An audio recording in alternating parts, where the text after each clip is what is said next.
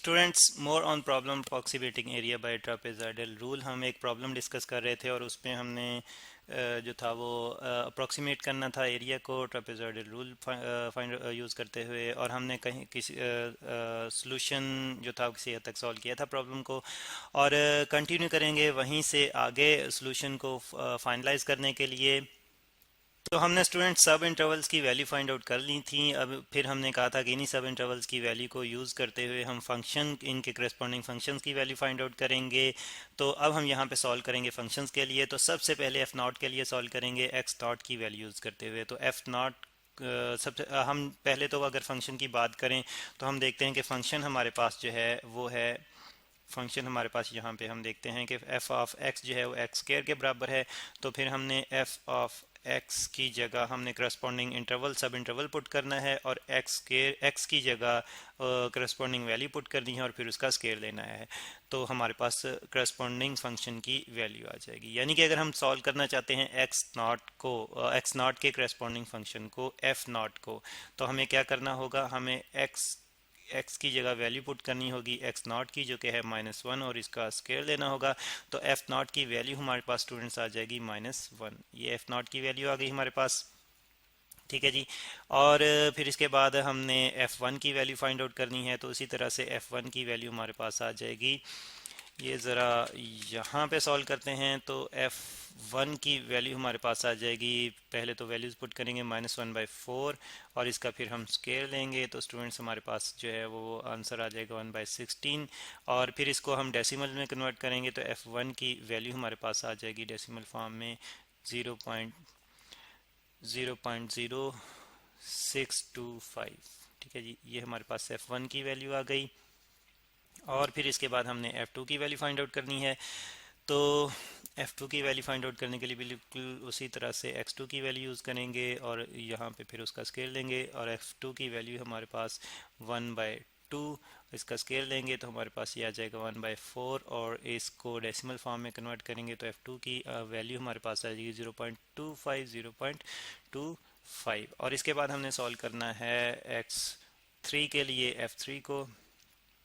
तो हमारे पास फिर F3 आ जाएगा। X3 की वैल्यू 5/4 पुट करेंगे, इसका स्केल लेंगे और सॉल्व करेंगे तो हमारे पास वैल्यू जो आ जाएगी वो 25/16 आ जाएगी, और इसको कन्वर्ट करेंगे डेसिमल फॉर्म में। तो F3 हमारे पास आ जाएगा 1.5625। तो ये F3 आ गया। अब हम F4 को सॉल्व करेंगे X4 के लिए। तो F4 हमारे पास आ जाएगा, F4 हमारे पास आ जाएगा जी 2 का स्केयर X4 की जो वैल्यू थी, और ये हमारे पास आ जाएगा answer 4। F4 is equal to 4। तो अब स्टूडेंट्स ये हमारे पास करस्पॉन्डिंग फंक्शंस की वैल्यू आ चुकी हैं। अब हमने ट्रेपेजॉइडल रूल यूज़ करना है ताकि हम अप्रॉक्सीमेट वैल्यू फाइंड आउट करें। अगर हम ट्रेपेजॉइडल रूल को यहाँ पे रीराइट करूँ तो हम जानते हैं कि किसी भी इंटेग्रल के लिए जो कि किसी फंक्शन का इंटेग्रल हो एफ ऑफ एक्स, और इंटरवल हमारे पास हो a to b dx, तो उसको इसके लिए जब हम ट्रेपेजॉइडल रूल जो है वो अप्लाई करते हैं t अप टू n, तो ताकि हमें अप्रॉक्सीमेट वैल्यू मिल सके। तो हमारे पास जो फार्मूला है इसका ये है 1/2 into first function at first interval जो है वो सिंगल टाइम आता है, इसके बाद बाकी जो है वो 2 दफ़ा आएंगे, यानी कि 2f1 plus 2f2 plus sum up to हमने जो है वो 2fn-1 जाना है सेकंड लास्ट। और लेकिन जो लास्ट होगा स्टूडेंट्स वो एक ही दफ़ा आएगा, fn जो है वो एक ही दफ़ा आएगा, और इसके साथ साथ हम मल्टीप्लाई करेंगे डेल्टा x से। ठीक है, तो अब स्टूडेंट्स इसी को यूज़ करेंगे हम, इसी फार्मूले को, ट्रेपेजॉइडल रूल को। तो हम जो है वो एन जो है वो यानी कि सॉल्व करेंगे, और हमारे पास एन जो था वो 4 था, एन 4 था, तो T4 हम फाइंड आउट करना चाहते हैं। तो T4 फिर हमारे पास आ जाएगा 1/2 इंटू एफ नॉट जो है वो हमारे पास यहाँ पे उसकी वैल्यू है 1, तो वो पुट करेंगे, प्लस 2f1 की वैल्यू जो है वो पुट करेंगे, वो हमारे पास है 0.0625, और प्लस 2f2 की वैल्यू पुट करेंगे, वो हमारे पास है F2 की वैल्यू हमारे पास है 0.25 और फिर F3 की वैल्यू पुट करेंगे 2 इंटू F3 की वैल्यू है हमारे पास 1.62 सॉरी ये है 1.5625 ठीक है। और प्लस क्योंकि लास्ट हमारे पास जो है F4 तक है, तो अब हमारे पास F4 जो है वो लास्ट में आएगा और उसकी वैल्यू को हम 2 से मल्टीप्लाई नहीं करेंगे बल्कि एक दफ़ा ही पुट करेंगे, तो हमारे पास F4 की वैल्यू जो आ जाएगी वो 4 आ जाएगी। और इन सब वैल्यूज़ को मल्टीप्लाई करेंगे स्टूडेंट्स डेल्टा एक्स से। इनको एडअप करने के बाद डेल्टा एक्स की वैल्यू जो हम डेसिमल प्लेस में कन्वर्ट की थी, डेसिमल फॉर्म में कन्वर्ट की थी, वो यूज़ करेंगे जो कि है 0.75। अब स्टूडेंट सॉल्व करेंगे तो हमारे पास अप्रॉक्सीमेट आंसर आ जाएगा T4 जो आ जाएगा हमारे पास, वो हमारे पास आ जाएगा 3.812 सॉरी 3.282812 ये कैलकुलेटर की मदद से सॉल्व करते हुए ये हमारे पास आंसर आ जाएगा। ये हमारे पास आंसर आया है अप्रॉक्सीमेट आंसर, ये हमारे पास आया है अप्रॉक्सीमेट, यहाँ पे शॉर्टली में लिख रहा हूँ अप्रॉक्सीमेट को। और फिर इसके बाद हमने डेफिनेट इंटीग्रल यूज़ करते हुए एक्चुअल आंसर फाइंड आउट करना है। तो चले एक्चुअल आंसर को देखते हैं। तो एक्चुअल आंसर फिर हमारे पास डेफिनेट इंटीग्रल की मदद से आएगा। I इज इक्वल टू हमारे पास है -1 to 2 इंटरवल है एक्स स्क्र डी एक्स। अगर हम इंटीग्रेशन करें तो इंटीग्रेशन में हम देखते हैं कि x जो है एक्स स्क्र जो है ये हमारे पास आ जाएगा x³/3 और इंटरवल हमारे पास -1 to 2। इस इंटरवल को सॉल्व करेंगे तो स्टूडेंट्स हम जानते हैं कि x की जगह पहले तो हम पुट करेंगे 2, इसका क्यूब लेंगे डिवाइड बाई 3 और माइनस, फिर हमारे पास जो इनिशियल इंटरवल -1 है तो इसका भी क्यूब लेंगे और डिवाइड बाई 3। तो अब इसको सॉल्व करें तो स्टूडेंट्स हम देखते हैं कि 2 का क्यूब 8 आ जाएगा और 3 एज इट इज़ आ जाएगा, माइनस और -1 का क्यूब -1 ही आ जाएगा और डिवाइड बाई 3 आ जाएगा। अब ये माइनस माइनस प्लस हो जाएगा, तो इस तरह से हमारे पास आई जो है वो आ जाएगा एक्चुअल सोल्यूशन, यानी कि जो हमारे पास आ जाएगा 8/3 प्लस 1/3 और ये आ जाएगा 9/3 और सॉल्व होके आई हमारे पास आ जाएगा 3।